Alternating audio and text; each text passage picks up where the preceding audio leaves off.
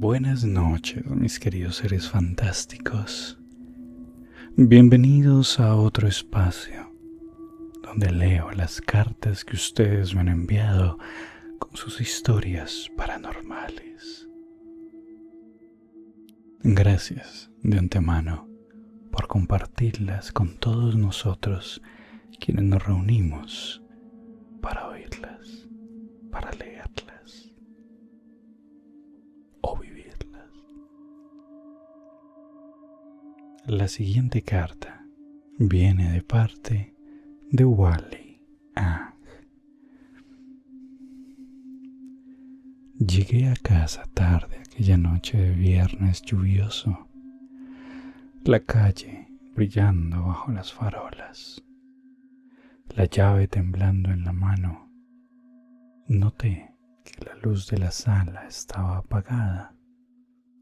Raro, porque estaba seguro de haberla dejado encendida. Entré despacio, me sequé los zapatos en la alfombra y escuché un ruido leve, como alguien moviendo papeles en el pasillo.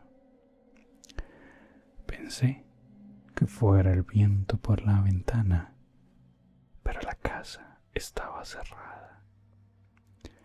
La temperatura bajó de pronto. Mi rostro se enfrió. En la penumbra vi una silueta sentada en el sillón, inclinada sobre una caja de madera antigua que no reconocía. Sentí el corazón acelerarse. ¿Quién está ahí? Llamé sin firmeza. La figura no respondió. Solo giró la cabeza lentamente y entonces vi que no tenía rostro. Solo una superficie empañada donde deberían estar ojos y boca, como vidrio sucio. La caja se abrió sola. Un papel salió y flotó hasta mis pies, posándose con la calma de algo que ya sabía exactamente dónde caer. Las letras eran mi caligrafía, frases que recordaba haber escrito años atrás, cosas íntimas que nunca conté a nadie. Leí una línea en voz alta sin querer. No me dejes despertar. La verdad de la frase me golpeó como una mano helada. Intenté retroceder, pero la puerta por la que había entrado se cerró de golpe y se trabó. La silueta comenzó a susurrar y el susurro parecía salir de las paredes al mismo tiempo, repitiendo recuerdos míos en tiempos y voces distintas. Con cada memoria, la casa se movía como si respirara.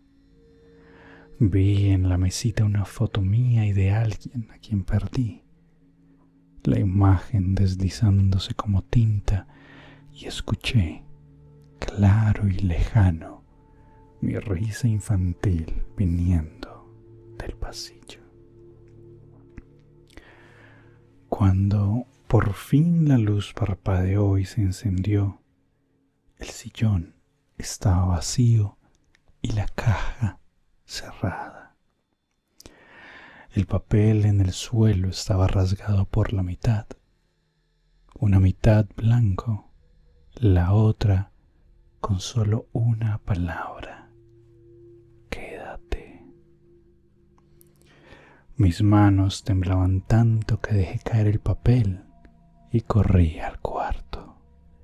Cerré la puerta con llave y me quedé despierto hasta el amanecer, escuchando pasos leves al otro lado, como si algo removiera los muebles buscando recuerdos. Al día siguiente Al abrir el armario, encontré la otra mitad del papel, doblada sobre una prenda que había perdido hace años. En tinta corrida, alguien con mi propia caligrafía había añadido, hasta recortar todo. Desde entonces, cuando la casa está demasiado silenciosa, me sorprendo cerrando puertas y apagando todas las luces. Pero sé que hay cosas que no se borran. Solo esperan el momento en que uno se olvida de sí mismo para volver y recitar las memorias que juramos enterrar. Sea real o no, lo dejo a tu juicio. Yo solo estoy leyendo cartas. La siguiente carta es enviada por Nessie Coffee. Querido Dorian, acudo a ti, guardián de los secretos que el tiempo olvida, para confiarte dos fragmentos de mi propia existencia. Dos vivencias grabadas en carne y alma, donde el velo que separa tu mundo del mío se volvió tan delgado como el suspiro de un moribundo. Escucha el eco de mis misterios. Acto 1. La primera de ellas floreció en la quietud de una tarde de domingo. El aire arrastraba una extraña densidad, un presentimiento que intuí melancólico, pero que ahora sé que era el anuncio de lo invisible. Acompañé a mi madre al panteón. Íbamos solas, rompiendo el silencio del camposanto para visitar a mi abuelo materno, quien ya llevaba tiempo sin estar en este plano terrenal. Llevábamos entre las manos flores blancas, mientras caminábamos lentamente, hilando conversaciones cotidianas para ahuyentar la solemnidad de la muerte. El espacio entre la realidad y el mito se rompió. Justo detrás de nosotras resonaron unas pisadas. No eran murmullos del viento ni el crujir de las hojas secas.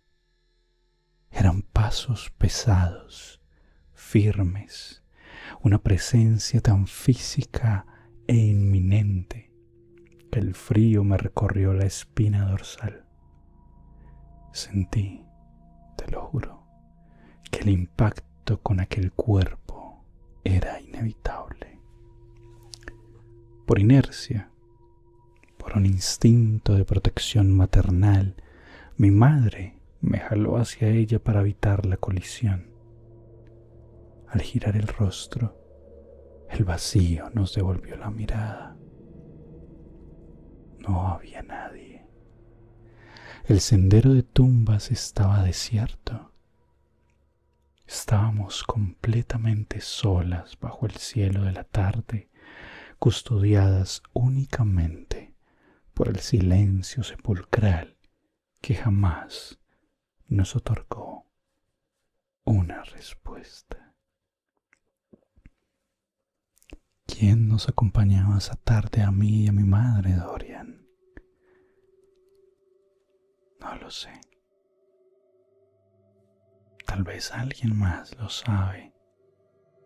Tal vez alguien más haya vivido algo similar. Escribe en los comentarios si viviste algo similar. Acto 2. La segunda historia es el relato de un pacto involuntario. La creencia de que mi propio reflejo se convirtió en mi salvador a cambio de un precio desconocido. Corría el año 2022. El mundo intentaba despertar del letargo y el encierro de aquel virus que congeló la vida.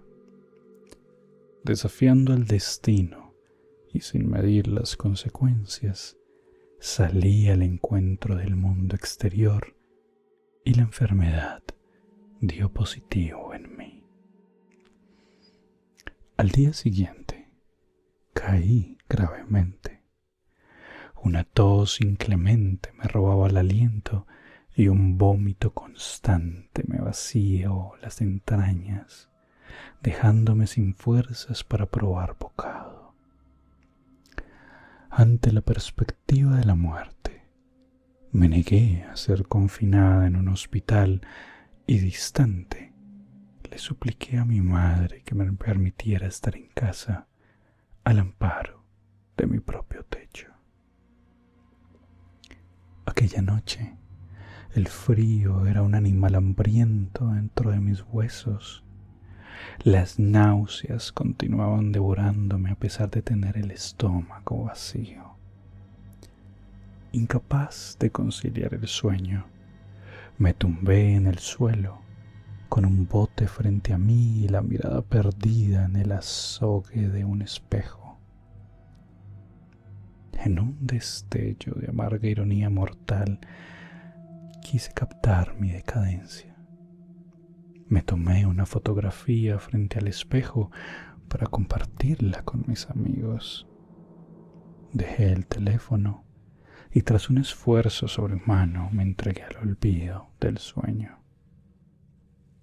Al despertar, trajo consigo un coro de mensajes idénticos que helaron mi sangre. Qué valiente la persona que te está cuidando, exponiéndose así al virus. Pero soy hija única, Dorian. Mi habitación es un santuario donde nadie más duerme. ¿De dónde había surgido aquella sombra protectora? Al analizar la imagen, el horror y la maravilla se fundieron. A un costado de mi cuerpo exhausto, atrapada en el plano del espejo, se revelaba la silueta de una mujer, una cabeza de cabello lacio y gafas. Al mostrársela a mi padre, un hombre curtido en los senderos de lo paranormal, sus palabras grabaron un invierno eterno en mi pecho. Hija, eres tú. Es el espejo. Te vas a curar rápido. El reflejo ya se llevó tu enfermedad. En aquel instante, la razón de los mortales me obligó a dudar. Sin embargo, recordé que esa misma tarde del colapso, mi cuello fue adornado con un amuleto, un collar de hilo rojo que jamás me quité. Pero lo verdaderamente místico ocurrió conforme pasaba las horas del día. Parecía que la enfermedad jamás hubiera habitado mi cuerpo. No había rastro de fiebre, ni de náuseas, ni de dolor. Comí con normalidad. Recobré mis fuerzas y volví a mis actividades como si el espectro de la muerte nunca me hubiera rozado. Tiempo después, el hilo rojo simplemente se rompió y cayó, cumplida su misión. Nunca encontré una explicación lógica. Solo me queda la certeza, mi querido Dorian, de que en una noche de agonía mi reflejo cobró vida propia, me miró con piedad y decidió cargar con mi enfermedad para que yo pudiera seguir. ¿Verdaderamente fue mi reflejo o fue algo más? Gracias por leerme con devoción, Nessie Coffee. A ti gracias por compartirnos tu experiencia. Lastimosamente, no tengo respuesta para tus preguntas, pero seguramente esto llegará a oídos de más personas que tal vez tengan esa respuesta. Y así llegamos al final de esta lectura de cartas enviadas por ustedes. Gracias de nuevo por compartir. Sea real o no, lo dejo a su juicio. Yo solo leo las cartas que me envían. Si deseas enviar tu carta, en la descripción encontrarás toda la información y el formulario para enviarla. Descansen y nos veremos otra